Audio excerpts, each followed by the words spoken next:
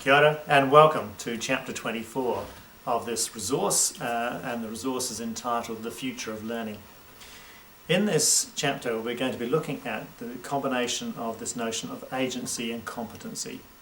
And in the resource you'll see a range of links, hyperlinks, and also the videos of course that are embedded in as well, to assist you in sort of building a framework around the future of learning.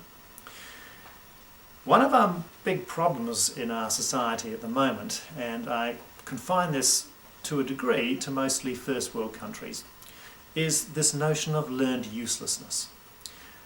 Increasingly we're seeing young children come through their schooling and home life almost useless, in terms of they have been indulged to a very large degree by us as parents, by their teachers, etc., and they have become dependent, not independent.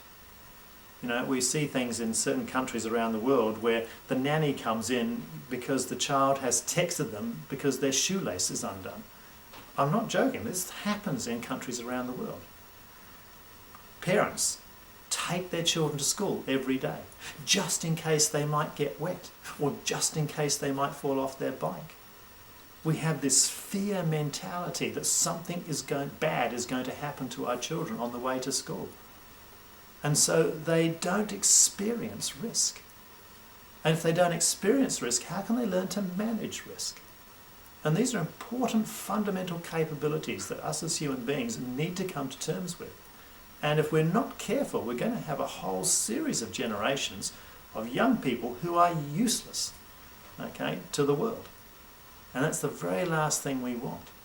And schools have perpetuated this to a degree, because we have told kids, don't think, we will tell you exactly what to do, how to do it, when to do it, the quality of what you need to do. You haven't had in school systems the responsibility of having agency over your learning.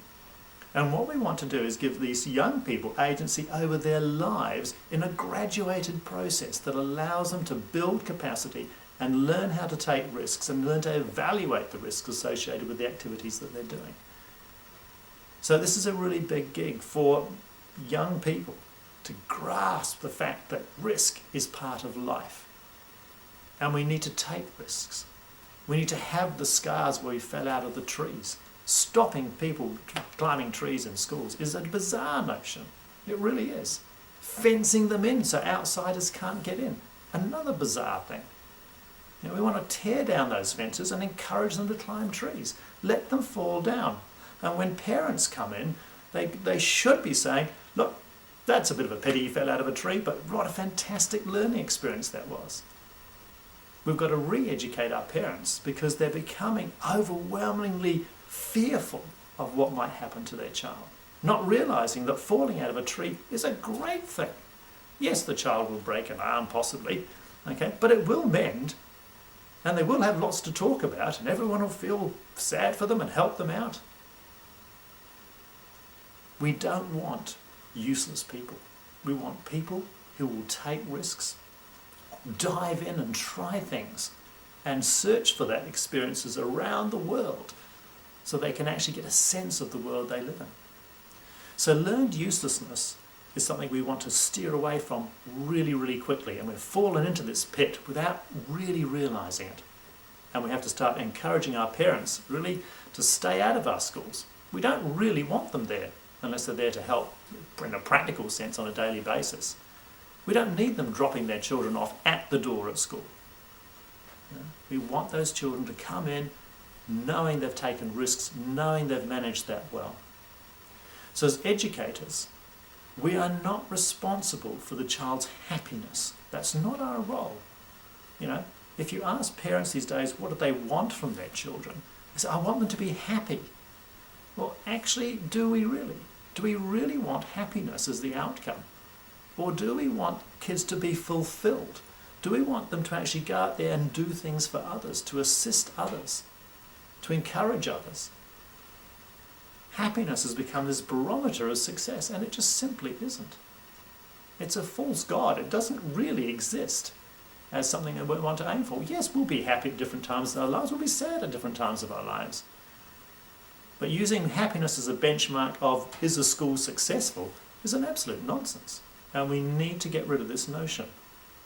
So we want kids to take risks. We're not responsible for their happiness, and it's not a barometer of success. What does give us success is these competencies. And we've talked about the competencies at length because they're so fundamental to providing agency.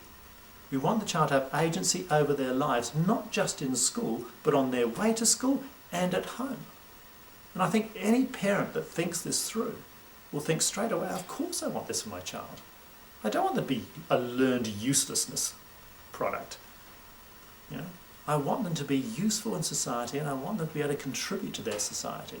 And so these competencies, the framework around those competencies, is absolutely fundamental to life itself and getting the most out of life. And in the competency frameworks, we've built in all these things around risk management.